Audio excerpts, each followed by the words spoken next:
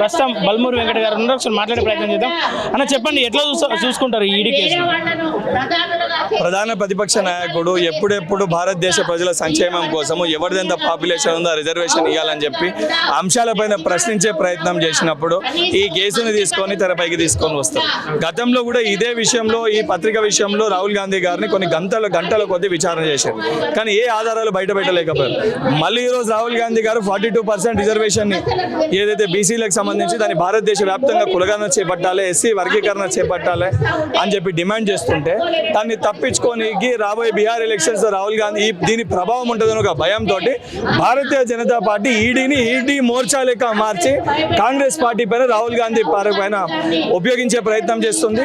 ఆ కుటుంబానికి ఏదైతే బాధ్యత గల భారతదేశ పౌరులుగా సంఘీభావంగా ఈరోజు ఈ నిరసన కార్యక్రమాన్ని చేపడుతుంది. కానీ 90 కోట్ల లాస్ లో ఉన్నటువంటి ఆ కంపెనీ ఏదైతే పేపర్ ఉందో రెండు సంవత్సరాల్లో ఎట్లా లాభాల్లోకి వచ్చింది, మనీ లాండరింగ్ జరిగింది, అది వాస్తవం అని చెప్పి చెప్తా ఉన్నారు. ఇప్పుడు ఆధారాలన్నీ ఉంటే ఎవిడెన్సెస్ బయట పెట్టి చర్యలు తీసుకోండి. గంటల కొద్దీ ఎప్పుడెప్పుడు ప్రశ్నించినా, ఎప్పుడెప్పుడు సమస్యలపైన మాట్లాడినా అప్పుడే ఈ కేసులు గుర్తొస్తాయా? దానితో పాటు భారతీయ జనతా పార్టీ నాయకులు హేమంత్ బిశ్వా శర్మ, జ్యోతిరాదిత్య సింధియా, వాళ్ళ ముఖ్యమంత్రులు, కేంద్ర మంత్రులుగా ఉన్న వాళ్ళ పైన అనేకమైన ఈడీ నోటీసులు, కేసులు ఉన్నాయి. మరి దాని విచారణ చేపట్టరా? ఈడీ బీజేపీ పార్టీకి చుట్టమా? అంటే వాళ్ళకి వివరించదా?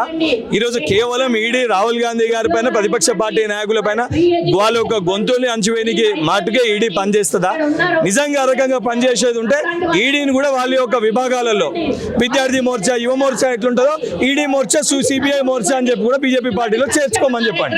ఒకవేళ వాళ్ళ ఆధీనంలోకి సోనియా గాంధీని, రాహుల్ గాంధీని తీసుకుంటే నిజాలు బయట పడతాయన్న భయంతోనే ఈ ధర్నాలు చేస్తా ఉన్నారని చెప్పి చెప్తా ఉన్నారు.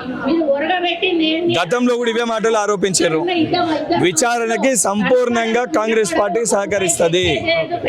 గతంలో సహకరించాం, ఇప్పుడు కూడా సహకరిస్తాము. కానీ ఈడీ వ్యవహరిస్తున్న తీరు పట్ల భారతదేశానికి స్వాతంత్రం తెచ్చిన కుటుంబం పైన తప్పుడు ఆరోపణలు చేస్తే భారతదేశ ప్రజలుగా వారికి సంపూర్ణ మద్దతు ప్రకటించాల్సిన బాధ్యత మన పైన ఉంది. ముఖ్యంగా తెలంగాణ రాష్ట్ర ఏర్పాటు చేసి తల్లిగా మనం భావించే సోనియమ్మ పైన ఈగ వాలిన, తప్పుడు ఆరోపణలు చేసిన భారతీయ జనతా పార్టీ నాయకులని గుడ్డలు ఊడదీసి ఆంగ్లేయులను తరిమి కొట్టినట్టు భారతదేశంలోకి వెళ్ళి తరిమి కొట్టే బాధ్యత తెలంగాణ రాష్ట్రంలో యువత ముందు వరుసలు ఉండి ఆ బాధ్యత తీసుకుంటారు. కానీ ఈడీ రంగం సిద్ధం చేసింది, వాళ్ళిద్దరు అరెస్ట్ తప్పదని చెప్పి చెప్తా ఉన్నారు కదా. ఒకవేళ అరెస్ట్ చేసే కార్యాచరణ ఏమి ఉండబోతుంది? ఆ కుటుంబము స్వాతంత్రం కోసము వాళ్ళ ప్రాణాలు అర్పించిన ఒక చరిత్ర ఆ కుటుంబానికి ఉంది. ఏళ్ల తరబడి స్వాతంత్రం కోసం ఆంగ్లేయులు జైల్లో పెట్టిన, ఏదైతే నవ్వుతూ చిరునవ్వుతోటి కొట్లాడి స్వాతంత్రం తెచ్చిన చరిత్ర ఆ కుటుంబానికి ఉంది. ఆంగ్లేయులకే భయపడిన ఆ కుటుంబము ఈడీఓ, సిబిఐఓ, మోడీయో, అమిత్ షా వంటి వ్యక్తులు వాళ్ళని జైల్లో పెడితే వాళ్ళు భయపడరు.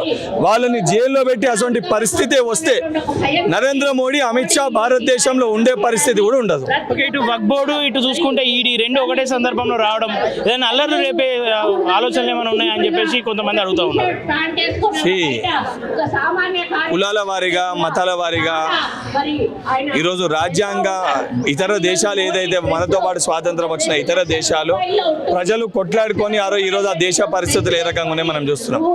ఈరోజు రాజ్యాంగం ఏదైతే మనకు కల్పించిన హక్కుతోటి ఈరోజు మనం అందరం కూడా కలిసిమెలిసి కుటుంబ సభ్యులు లెక్కున్నాం. ఈ కుటుంబ సభ్యులలో మతం చిచ్చుపెట్టి విభజించి పాలించి రాజకీయ లబ్ధి పొందే ప్రయత్నం భారతీయ జనతా పార్టీ చేస్తుంది. ఏ వ్యక్తినన్నా కూడా ఉద్దేశపూర్వకంగా పదే నువ్వు భారతీయునివి కాదు అని చెప్పి మాట్లాడినప్పుడు 100% ఆ వ్యక్తి తిరగబడతాడు. అసొంటి చర్యలు అయితే మన రాజకీయ లబ్ధి పొందుదామనే ఉద్దేశపూర్వకంగా భారతీయ జనతా పార్టీ చేపడుతుంది. Okay, thank you.